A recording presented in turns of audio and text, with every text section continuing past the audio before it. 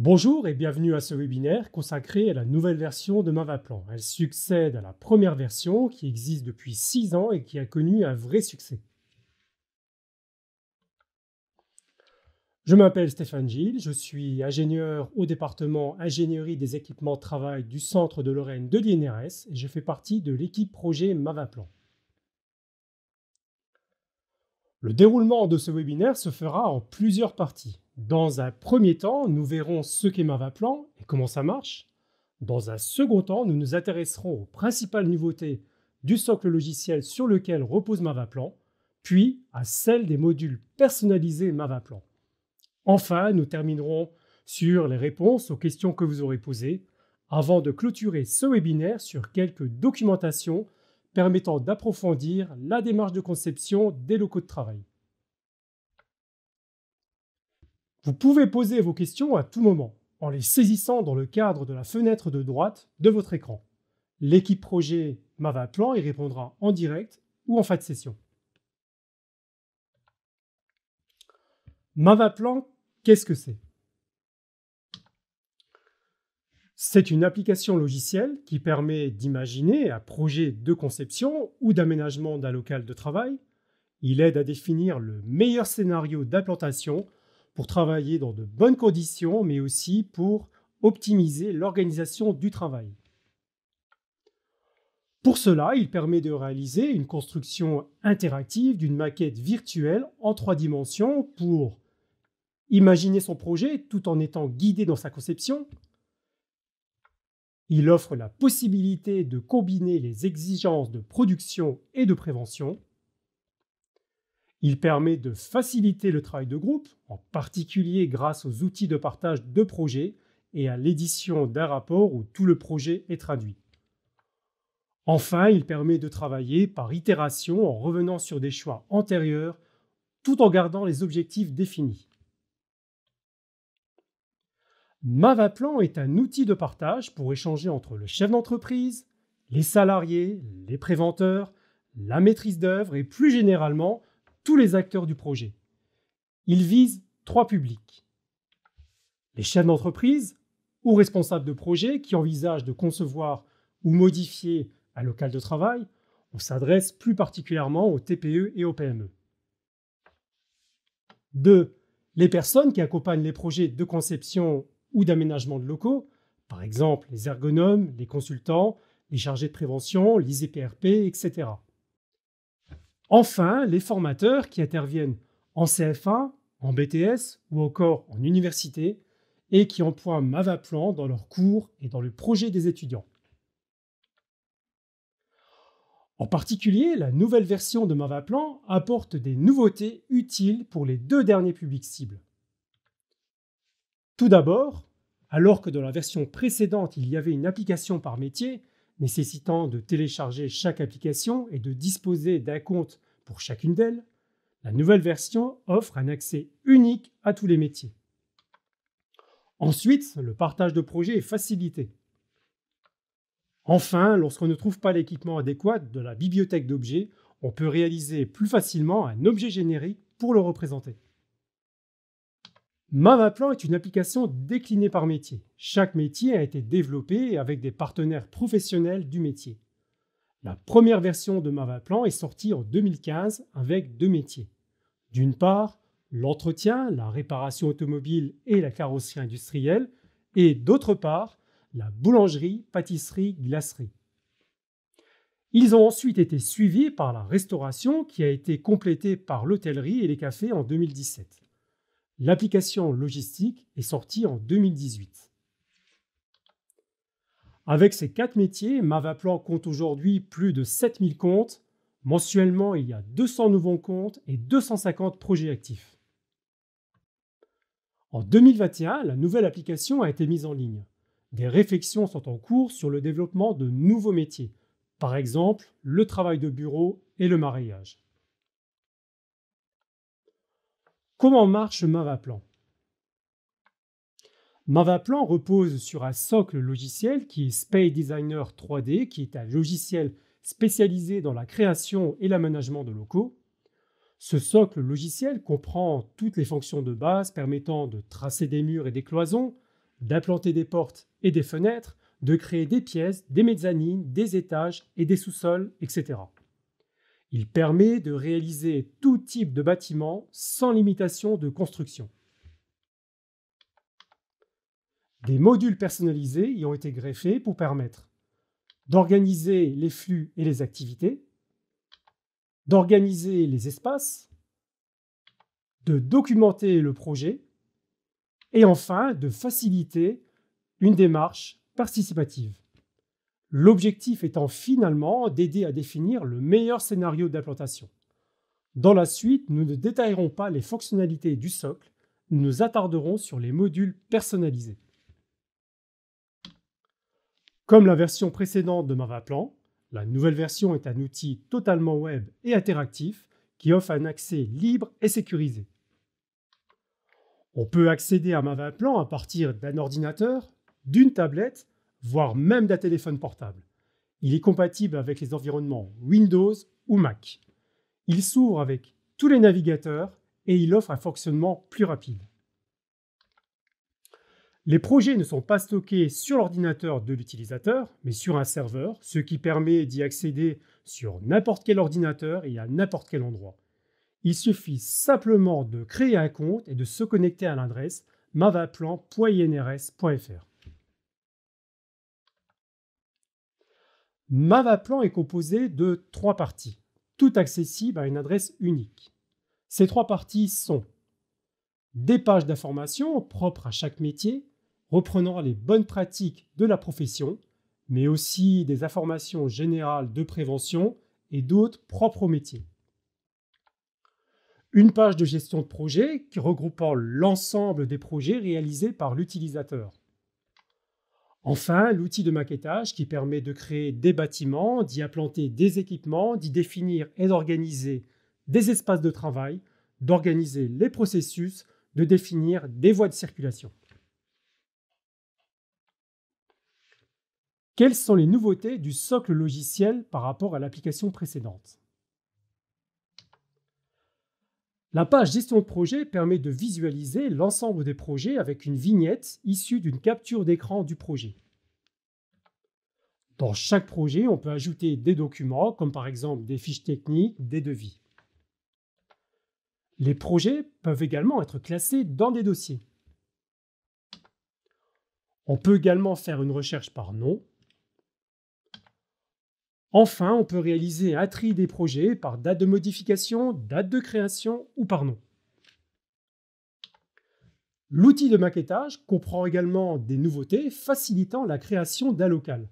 On peut aujourd'hui réaliser des murs courbes en sélectionnant la fonction mur extérieur ou intérieur, puis en activant, dans la fenêtre de droite, le bouton courbure. On donne alors une forme courbe au mur.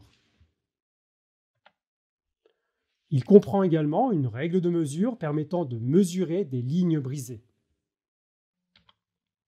Autre nouveauté, la possibilité d'insérer un plan en fond d'écran. Cette fonction peut également être employée pour afficher des consignes à suivre ou des objectifs à atteindre, par exemple dans le cadre d'une formation. Enfin, il comprend la fonction de retour en arrière qui permet d'annuler plusieurs modifications et celle de restauration des modifications apportées. Nous allons maintenant voir les principales nouveautés apportées au module personnalisé Mavaplan. La réussite d'un projet de conception ou d'aménagement d'un local de travail nécessite une réflexion globale sur l'organisation des activités envisagées. Pour cela, Mavaplan comprend 4 modules.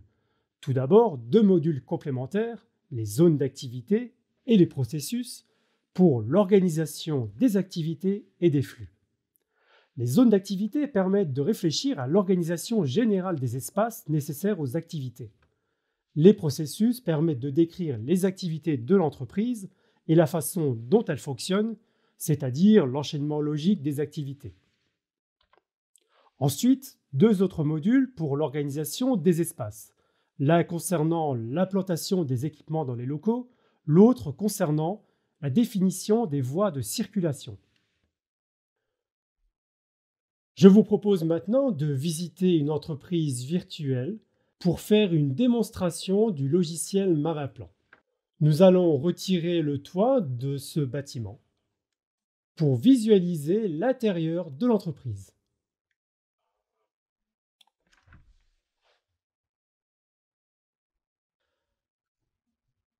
Comme dans la précédente version, les zones d'activité permettent de réfléchir à l'organisation générale. Toutefois, le fonctionnement a été amélioré. Pour définir des zones d'activité dans le local, on commence par cliquer sur ce module. Il permet d'accéder, à partir d'un menu déroulant, à un ensemble de zones d'activité prédéfinies en fonction du métier dans lequel la maquette est créée. Par exemple, comme ici, dans le métier réparation et entretien automobile. On sélectionne alors une zone d'activité. On constate que juste en dessous, des préconisations relatives à cette zone sont alors consultables pour aider à la conception. À noter également que dans cette nouvelle version, et pour tous les métiers, l'utilisateur peut créer ses propres zones avec leur nom et leurs spécifications à partir de cette nouvelle zone. Ensuite, pour tracer une zone, on clique sur « Dessiner la zone » pour la tracer point par point sur le plan.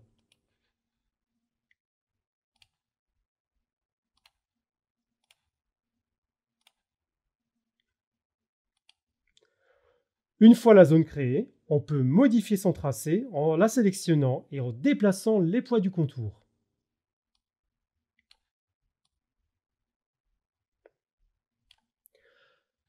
La surface créée est indiquée sur la fenêtre de droite. Une fois que les différentes zones d'activité ont été tracées, vous pouvez réfléchir à leur organisation spatiale en définissant des contraintes de proximité et d'éloignement entre elles. Par exemple, entre la zone mécanique que nous venons de tracer et la zone magasin à pièces produits, nous définissons une relation de proximité. Entre cette même zone mécanique et la zone administration bureau, nous définissons une relation d'éloignement.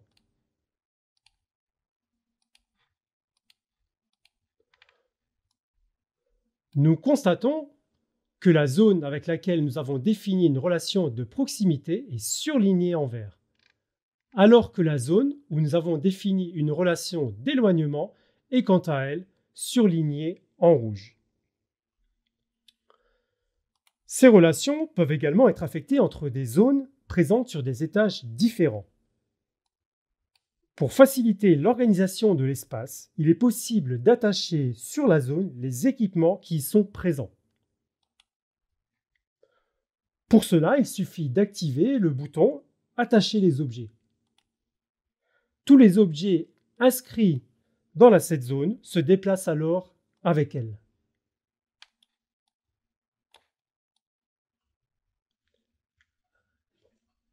Les processus permettent d'aborder l'organisation du travail. Il s'agit d'un nouveau module qui n'existait pas dans la version précédente. On le trouve ici.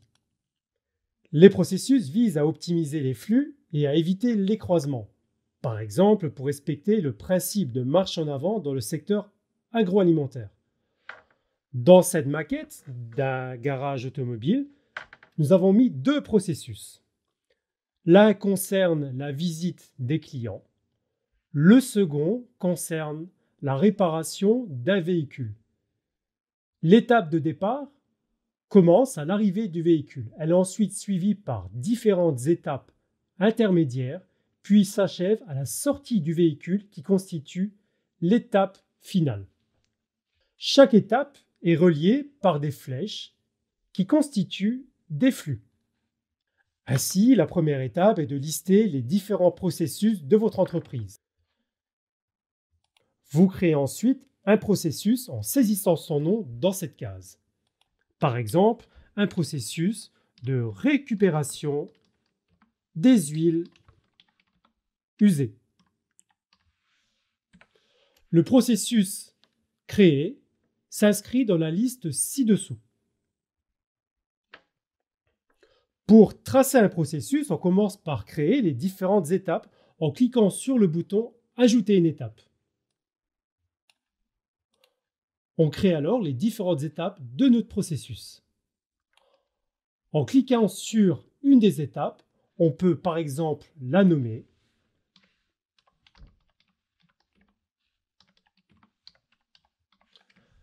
Afin d'avoir une meilleure visibilité, on peut également agrandir la police.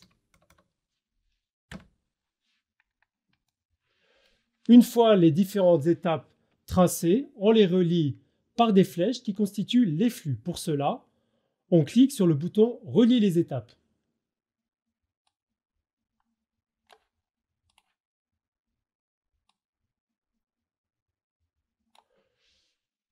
Une fois que les flux ont été créés entre les différentes étapes, on définit l'étape de départ et l'étape de fin. Pour cela, on clique sur l'étape de départ, puis on lui affecte un type départ. Nous faisons la même chose pour l'étape de fin.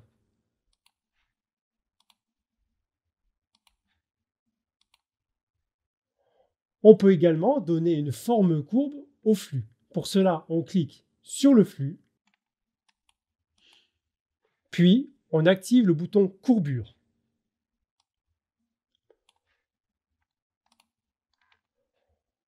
Si on déplace ces étapes, on remarque que les flux suivent le déplacement.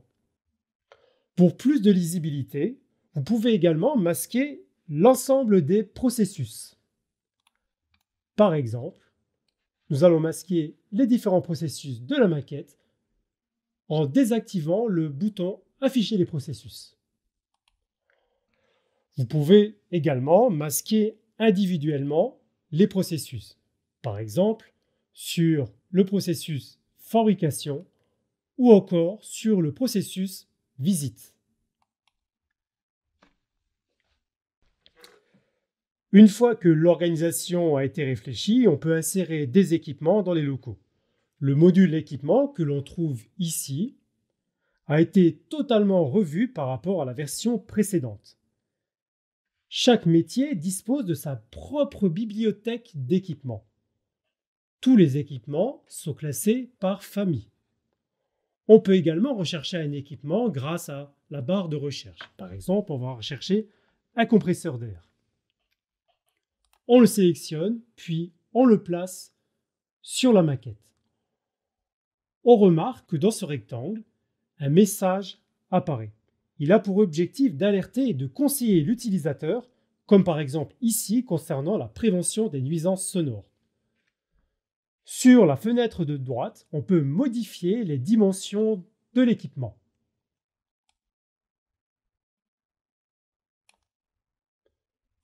On remarque que sur le plan, l'équipement évolue. Autour des équipements, vous pouvez également visualiser des parallélépipèdes translucides.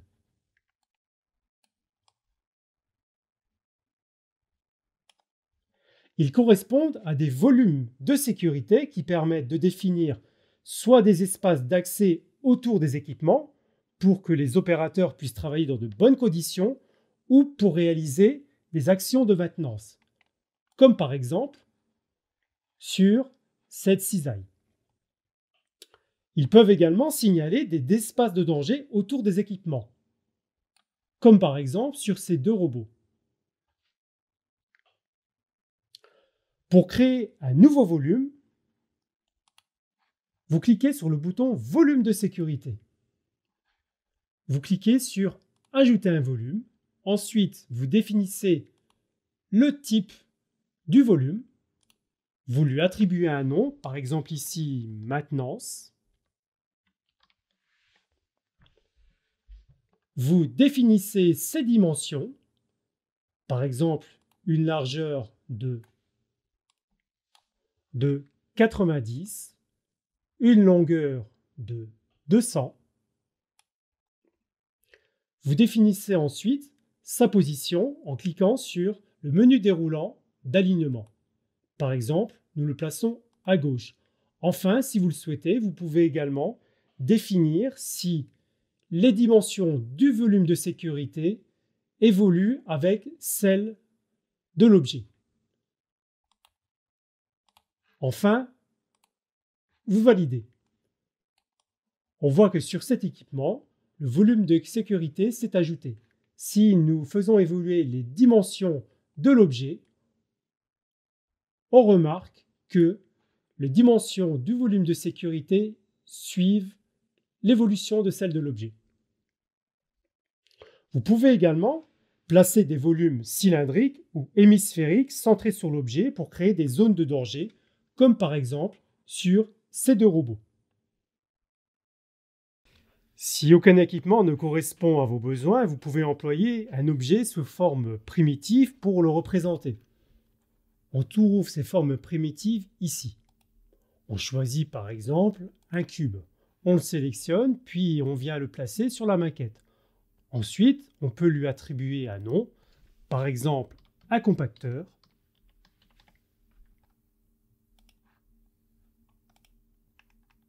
On voit que le nom s'est affiché au-dessus de l'équipement. On peut également redimensionner l'objet. Par exemple, on veut lui attribuer une largeur de 200, une longueur de 300 et une hauteur de 200. Vous pouvez également ajouter des commentaires ici pour présenter des informations relatives à cet équipement. L'ensemble des données seront reprises dans un rapport du projet.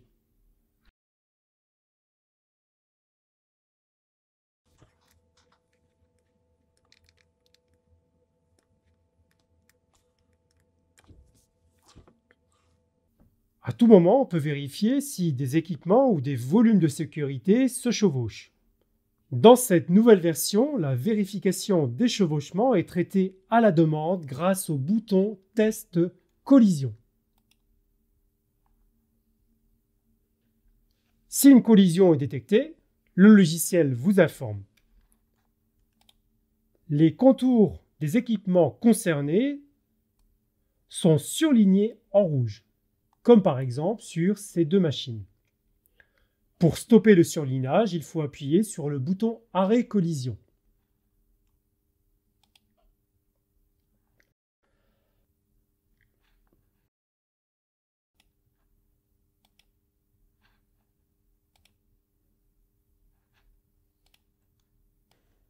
À noter qu'avec cette nouvelle version, la détection de collision prend en compte la géométrie réelle des équipements, permettant ainsi de rendre réaliste la détection du chevauchement. Par exemple, avec ces deux convoyeurs qui se chevauchent. Si on lance un test collision, aucune collision ne sera détectée.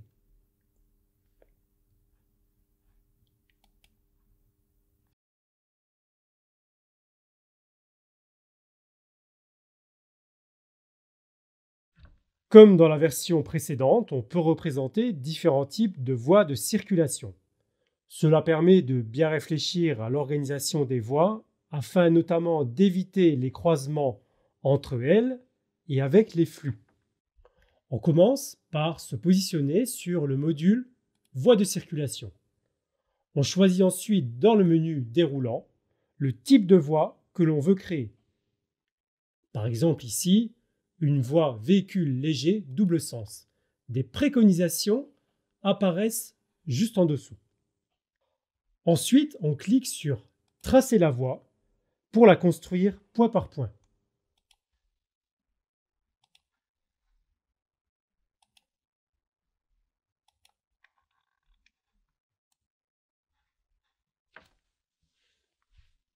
Aujourd'hui, et contrairement à la version précédente, la largeur de la voie s'adapte automatiquement avec celle préconisée. En sélectionnant la voie, dans le menu de droite, on voit la longueur totale de la voie réalisée.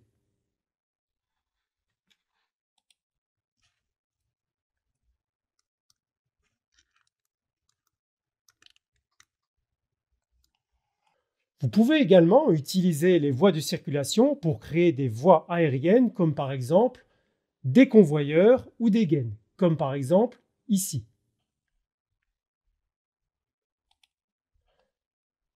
Dans le menu déroulant, vous choisissez Voies personnalisées. Vous apportez ensuite des modifications à la largeur, à la hauteur et à l'élévation de la voie. Poursuivons maintenant la revue des fonctionnalités du logiciel. Afin d'aider à mieux définir le contexte et ses objectifs, un formulaire simple permet de saisir dès la création d'un projet des informations générales. Il peut être complété à tout moment du projet. Dans la version précédente, vous pouviez saisir des commentaires sur certains éléments.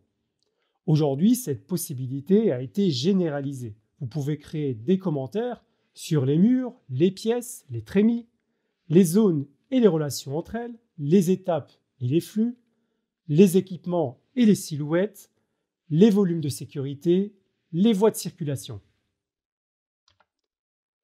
Lorsqu'un commentaire est saisi, l'icône, initialement en forme de bulle, se transforme en enveloppe.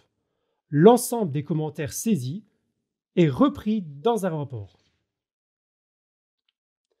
Afin de faciliter une démarche participative entre l'ensemble des participants au projet, plusieurs outils sont disponibles. Tout d'abord, pour apporter une plus grande compréhension du projet, la maquette peut être visualisée dans des vues 2D, 3D et subjectives. On dispose également d'outils permettant d'insérer directement dans la maquette des annotations. Ces annotations ont pour objectif de faciliter l'échange entre les différents participants au projet. Contrairement aux commentaires, ces annotations ne sont pas reprises dans le rapport du projet. Une autre façon de faciliter la démarche participative est de réaliser des captures d'écran, puis de les partager par mail ou par l'intermédiaire des réseaux sociaux. On peut aussi partager l'ensemble de la maquette par mail ou par les réseaux sociaux. En particulier, le partage par mail permet de partager la maquette complète avec un autre utilisateur de Mavaplan en lui permettant ou pas d'apporter des modifications au projet. Si la personne avec qui vous partagez la maquette ne dispose pas d'un compte Mavaplan, elle peut tout de même visualiser le projet dans une vue 2D, 3D ou subjective grâce à un viewer intégré. Il suffit juste de cliquer sur le lien transmis. On peut également réaliser différentes versions d'un même projet, permettant ainsi d'explorer plusieurs scénarios ou encore de modifier un projet partagé, tout en conservant la version originale. L'ensemble des éléments de la maquette est éditable dans un rapport qui peut être généré à tout moment du projet. Ce rapport peut alors être partagé avec tous les intervenants du projet. Enfin, pour apporter plus de lisibilité dans la maquette, il est possible de masquer et d'afficher différents éléments. Nous allons maintenant répondre aux questions que vous avez posées.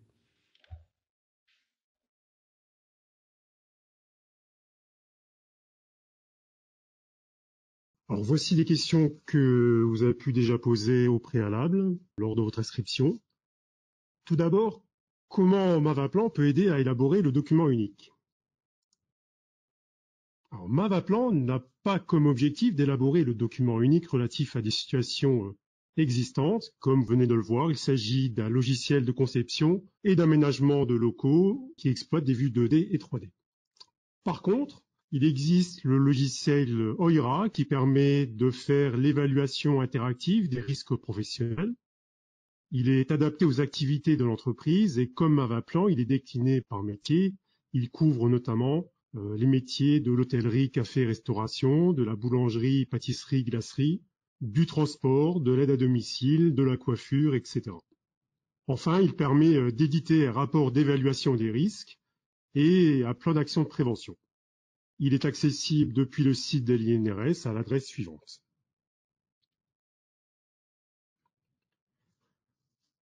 Comment Mavaplan prend en compte des réglementations ou préconisations particulières? Mavaplan permet de faire des plans de tous les bâtiments, y compris ceux soumis à des réglementations particulières, comme par exemple les établissements recevant du public, les ERP ou encore d'autres établissements nécessitant des conditions d'hygiène particulières. On retrouve certaines préconisations en lien avec ces réglementations dans plusieurs éléments dans Mavaplan. Tout d'abord, les pages métiers. En cliquant sur l'onglet métier, on choisit un métier parmi ceux couverts par Mavaplan. Puis, dans le menu de droite, on va naviguer pour obtenir des informations et des préconisations relatives à ce métier. Ensuite, on trouve également des préconisations dans les zones d'activité. Lorsqu'on clique sur ce module, on a accès à un menu déroulant des zones d'activité. On en sélectionne une et en dessous apparaissent des préconisations et informations relatives à cette zone d'activité. On trouve également des préconisations sur les équipements lorsqu'on sélectionne un équipement dans la bibliothèque, qu'on le positionne sur la maquette. Des informations relatives à cet équipement peuvent apparaître dans ce rectangle. Enfin, on trouve des préconisations également dans le rapport de projet. Lorsqu'on clique sur ce bouton, on génère le rapport du projet. Ce rapport reprend tous les éléments qui ont été positionnés dans la maquette, mais également toutes les informations qui ont été saisies. En plus, dans ce rapport, on trouve des renseignements et préconisations qui ont été pré-remplis. Par exemple, voici un extrait d'un rapport pour une maquette réalisée dans le métier logistique. On retrouve des préconisations générales relatives aux locaux et notamment, dans ce tableau, des valeurs d'éclairement préconisées. Est-il possible d'apporter des fichiers 3D dans Mavaplan? Par là, on sous-entend des fichiers 3D issus d'autres logiciels de conception. Donc, non, on ne peut pas le faire. Par contre, on peut apporter un plan de masse au format JPEG ou bien PNG. Ce plan de masse va permettre de faciliter la reprise des murs, des cloisons et la position des fenêtres et des portes. Pour réaliser ceci, on commence par aller sur ce module, on sélectionne un fichier. On identifie ensuite sur le plan un côté dont la longueur est connue, comme par exemple ici, on trace le segment correspondant et on indique dans cette case la cote de ce segment. On valide et automatiquement Mavaplan met à l'échelle le plan. La question opposée à la précédente, est-il possible d'exporter un projet Mavaplan vers un autre logiciel 3D? Non, mais par contre, une fonction d'export via les formats GLTF et FBX est en cours de réalisation et devrait être prochainement disponible. Je vous rappelle qu'il est possible de partager la maquette que l'on a créée dans Mavaplan. En cliquant sur Partager, différentes possibilités sont disponibles, en particulier le partage par mail qui permet de partager la maquette avec un autre utilisateur de Mavaplan. On peut alors lui donner le droit ou pas de modifier le projet. On peut également partager le projet avec une personne qui n'est pas utilisatrice de Mavaplan. Dans ce cas-là, elle pourra visualiser la maquette en vue 2D, 3D ou en vue subjective grâce à un viewer qui est intégré. Est-il possible d'utiliser Mavaplan pour d'autres secteurs d'activité que ceux existants? Alors tout d'abord, pourquoi avoir décliné Mavaplan par métier? Cette déclinaison par métier permet d'avoir des préconisations prévention et métiers qui sont spécifiques, qui sont bien ciblés pour le métier. Et cela au travers, comme on l'a vu, d'une liste de zones d'activité prévisibles. Ces zones sont attendues pour le métier, à partir d'une bibliothèque d'équipements spécifique, et puis de voies de circulation dédiées également par métier. Par exemple, on ne va pas forcément retrouver de chariot élévateur, donc de voies pour trichariot pour la restauration. Toutefois, on peut quand même utiliser Mavaplan pour d'autres secteurs d'activité, et certains utilisateurs le font notamment pour de la bureautique. Dans ce cas-là, l'utilisateur définit lui-même ses préconisations par rapport à ses activités. Il complète la liste des zones d'activité. Pour cela, dans le menu déroulant des zones d'activité, il y a tout au bout une zone qui s'appelle Nouvelle zone. On sélectionne cette nouvelle zone, on la trace sur le plan, puis en la sélectionnant, on vient modifier ses propriétés, on peut lui attribuer un nom, On peut également saisir ici dans les commentaires les particularités de cette zone. Toutes les informations qui auront été saisies sont reprises dans le rapport du projet. Si jamais on ne trouve pas d'équipement qui corresponde à ce dont on a besoin, on peut également créer ses propres équipements. Pour cela, l'utilisateur donc va utiliser des formes primitives qu'on retrouve dans la bibliothèque d'équipements, tout au bout. Et puis, différentes formes primitives sont disponibles. On en sélectionne une, on la positionne sur le plan, puis on ouvre le menu des propriétés en cliquant dessus, c'est le menu de droite. On peut lui attribuer un nom, on peut modifier ses dimensions, largeur, longueur, hauteur, pour que ces dimensions correspondent à l'équipement que l'on souhaite représenter. On peut également positionner un volume d'accès, un volume de sécurité, et même plusieurs, comme par exemple ici, j'ai positionné un volume de sécurité, le parallélépipède vert. Et puis, on peut également attribuer des couleurs. Par exemple, là, on a du rose sur les côtés, du jaune sur le dessus et du violet sur le dessous. Et puis enfin, on va saisir dans la zone commentaire toutes les informations utiles sur cet équipement et ces informations seront également reprises dans le rapport du projet. Alors, à noter qu'une nouvelle fonction est à l'étude et devrait être disponible prochainement. Ici, on a la possibilité de donner des couleurs aux faces et on pourra par la suite afficher des images sur les faces pour mieux représenter l'équipement.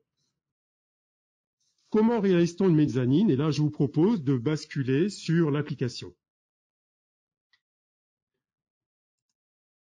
Alors voilà, j'ai mon application avec une maquette vierge. Donc je vais vous montrer comment on trace une mezzanine. Je vais déjà commencer par tracer une pièce. Alors deux possibilités s'offrent à moi. Soit j'utilise mur extérieur et je vais tracer chaque mur les uns après les autres pour former une pièce, soit j'utilise pièce pour avoir une pièce complète. Donc je vais partir sur cette option. Donc je trace une pièce. Voilà. Je vais ensuite sur étage, puis sur configurer. Donc on voit ici que j'ai bien créé une pièce qui s'appelle rez-de-chaussée. Je peux la renommer si je le souhaite. Et je vais ici, par exemple, déjà modifier la hauteur de cette pièce en lui donnant une hauteur de 4,50 m. Voilà, ça c'est fait. Donc pour tracer ma mezzanine, je commence déjà par ajouter un étage, puis je me positionne sur cet étage. Je vais lui attribuer un nom, par exemple mezzanine. Puis je vais cocher ce bouton pour spécifier que cet étage est une mezzanine. On me demande alors quel est le niveau par an, c'est-à-dire le niveau à partir duquel est rattachée cette mezzanine. Donc il se trouve que là c'est le rez-de-chaussée, donc ça tombe très bien. Et puis je vais venir spécifier la distance entre cette mezzanine et puis le sol du niveau par an. Donc je vais mettre 250 cm. J'aurai donc un espace de 2,50 m en dessous de ma mezzanine pour ce rez-de-chaussée. J'applique. Donc là, je suis toujours au niveau du rez-de-chaussée, donc je retourne sur étage pour me positionner sur la mezzanine, et là, je n'ai rien du tout parce qu'elle n'a pas encore été tracée. Pour visualiser les contours du rez-de-chaussée, je clique sur l'œil pour visualiser ces contours et donc faciliter le traçage de la mezzanine. Cette fois, je vais sélectionner mur extérieur, je pourrais très bien prendre pièce aussi, et puis je vais tracer mes murs les uns après les autres.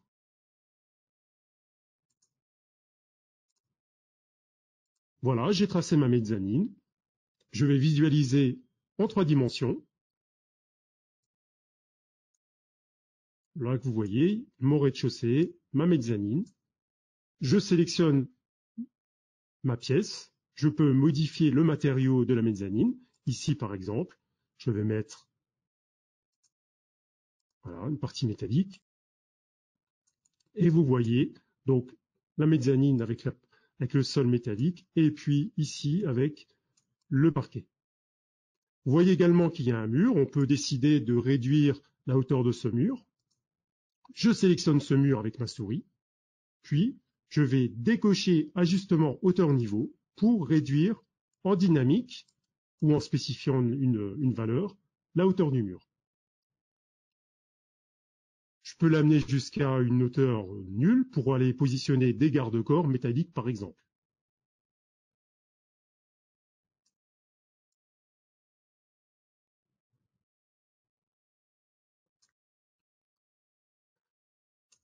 Autre question, comment réaliser deux volumes de sécurité ou volumes d'accès sur la même face d'un équipement? Donc, je me positionne sur la bibliothèque d'équipement. Je vais rechercher, par exemple, un convoyeur. Par exemple, un convoyeur droit. Je clique dessus. Je viens le positionner sur la maquette. Et donc, je peux visualiser mon convoyeur. Je sélectionne dans le menu de droite le menu Propriétés. Et pour appliquer volume de sécurité ou volume d'accès, je vais sur Volume de sécurité. Donc là, aucun volume n'est apparent. Pour ajouter un volume, je clique sur Ajouter un volume. Donc là, plusieurs types sont disponibles. Un type parallélépipédique, cylindrique, hémisphérique, sphérique. Donc moi, je vais tracer un type parallélépipédique. Je peux lui donner un nom, par exemple, accès A.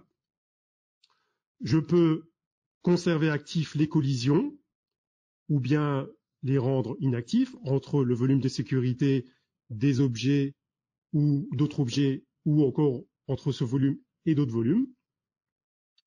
Puis ensuite, je vais modifier ces dimensions ici. Par exemple, il s'agit d'un volume d'accès. Il faut donc que des personnes puissent travailler de manière confortable. Donc, je vais laisser par exemple une largeur de 100. Ce sera la profondeur, une longueur de 100. Et puis, je vais venir modifier la hauteur pour avoir une hauteur de 200 cm. Ensuite, donc, sur le menu, sur cette image de droite, on peut zoomer, on peut déplacer. Si je maintiens ma souris, le bouton gauche ou droite de ma souris, eh bien, je peux faire tourner l'équipement. Grâce à la molette, je peux venir zoomer et dézoomer pour mieux visualiser. Donc, je vais positionner le volume à l'endroit voulu. Pour cela, je vais sur Alignement. Et là, vous avez différentes possibilités, droite, gauche, bas, haut, avant, arrière, etc. Et vous avez notamment une possibilité qui s'appelle Perso pour personnaliser, qui va me permettre de venir positionner exactement à l'endroit voulu en jouant sur les coordonnées X, Y, Z de la position de ce volume. Je vais jouer sur la position X pour déplacer ce volume. Alors le mieux, c'est toujours de venir visualiser avec une vue dessus. Je le positionne exactement où je veux, puis je viens jouer sur une translation en Y.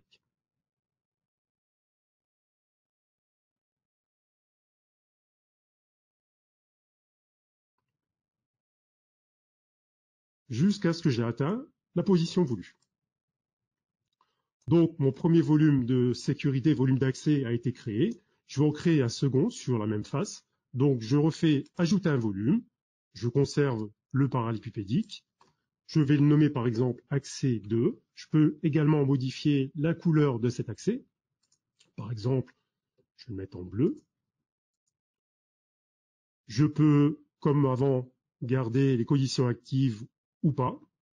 Puis, je viens également modifier les dimensions. Par exemple, tout à l'heure, j'avais mis une dimension de profondeur de 100. Je peux mettre une profondeur de 80. Je conserve la longueur et puis je mets une hauteur de 200 pour qu'on puisse travailler confortablement. Puis, je vais resélectionner l'option personnaliser pour venir le positionner à l'endroit voulu.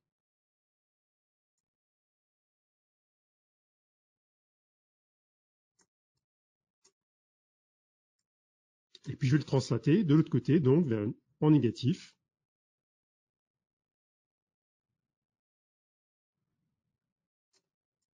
Voilà, j'ai positionné mes deux volumes. Je peux également, si je souhaite, en positionner d'autres. Je vais faire ajouter un volume. Je vais mettre de nouveau un parallélépipédique. Je ne vais pas lui attribuer de nom. Et puis, je vais venir le positionner, par exemple, à l'avant, en spécifiant une hauteur également de 200. J'appuie sur Appliquer. Et là, vous pouvez visualiser que eh bien, mes 3 volumes ont été créés sur mon équipement.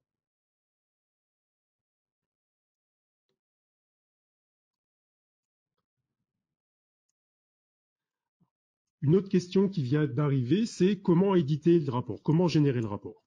On en a parlé juste avant. Donc, une fois que vous avez fait votre maquette, vous pouvez l'éditer à n'importe quel moment, vous avez ici, tout en haut, un bouton qui s'appelle Générer le rapport.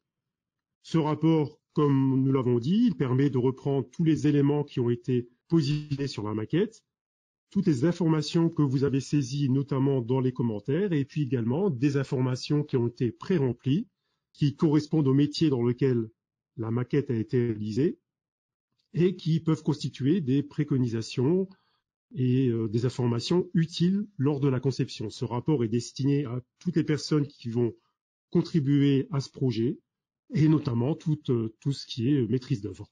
Donc pour générer ce rapport, il suffit de cliquer sur ce bouton. Et là, eh bien, vous avez votre rapport qui est édité, vous avez des informations sur qui est l'utilisateur, le mail, le lien vers le projet pour que les personnes puissent y accéder. Vous avez un sommaire, quelques avertissements. Ça, il s'agit d'une grille qui est à saisir au début du projet, mais qu'on peut saisir à n'importe quel moment pour donner des indications sur les objectifs du projet et les contraintes. Vous avez ici, alors dans ma maquette, il y avait très peu de choses, comme vous avez pu le voir, donc c'est pas renseigné, hein, mais vous retrouverez des informations relatives aux zones d'activité et aux processus. Vous aurez la liste de toutes les zones d'activité, la liste des processus qui ont été créés. Alors là, nous sommes dans un projet pour le métier logistique, dont on retrouve des informations relatives à la logistique, hein, ces fameuses préconisations relatives, par exemple, au parking, au cours, au quai. Des informations sur l'éclairement avec des valeurs réglementaires et préconisées, des liens vers des brochures, etc. Des informations sur les locaux, sur les revêtements de sol, sur les murs, sur les différentes ouvertures qui peuvent être créées. Tout ça, encore une fois, c'est des informations qui ont été pré-renseignées par l'INRS. Des informations sur les équipements, donc là j'avais qu'un seul équipement, donc il n'y aura pas énormément de choses. Sur les voies de circulation, donc encore une fois des préconisations. En distinguant voies extérieures et voies qui sont à l'intérieur du bâtiment, la liste des voies, je n'en avais aucune, donc voilà. La liste exhaustive, alors je n'avais mis qu'un seul équipement. J'avais pas saisi d'informations particulières. Et puis des captures d'écran si vous en avez fait. Une autre question, c'est comment positionner une porte. Donc je vais revenir sur mon bâtiment, je vais me positionner au rez-de-chaussée, donc j'y suis. Je vais revenir sur une vue 2D. Voilà, donc j'ai mon rez-de-chaussée, mon bâtiment. Je vais sur les équipements, donc je reviens en arrière, et là vous avez, dans la bibliothèque d'équipements, vous avez la possibilité, vous avez porte, fenêtre, escalier, etc. Les équipements du métier logistique. Donc je clique sur les portes et fenêtres. Vous avez des portes, des ouvertures, des portes de placard, portes de garage, fenêtres, etc. Je sélectionne. Et là, vous avez une bibliothèque de plusieurs portes disponibles, vitrées, non vitrées, avec Oculus, portes coulissantes. Donc vous sélectionnez une porte et vous venez la positionner sur le mur. Et là, automatiquement, eh bien, votre porte est intégrée. Vous pouvez également modifier, voilà, créer pour positionner l'ouverture dans l'autre sens. Également, le sens d'ouverture, ici à droite. Vous pouvez vraiment reconfigurer votre porte, les dimensions, la largeur, la hauteur, la longueur. Vous pouvez également insérer des commentaires. Et vous pouvez ensuite aller visualiser la porte. Voilà, ici, je tourne ma maquette et vous pouvez visualiser cette porte ici. Vous pouvez également positionner cette porte dans une vue 3D. Comme tout équipement, vous pouvez venir les positionner en vue 2D ou bien en vue 3D. Visiblement, on n'a plus de questions. Donc on va terminer ce webinaire.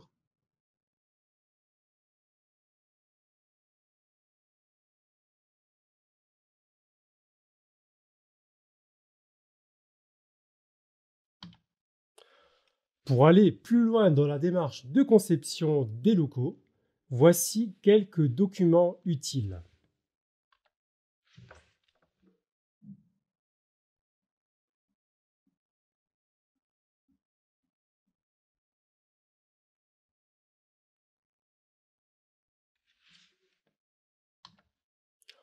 Enfin, si des questions subsistent, vous pouvez découvrir l'ensemble de nos supports sur le site de l'INRS ou encore poser directement vos questions sur notre site.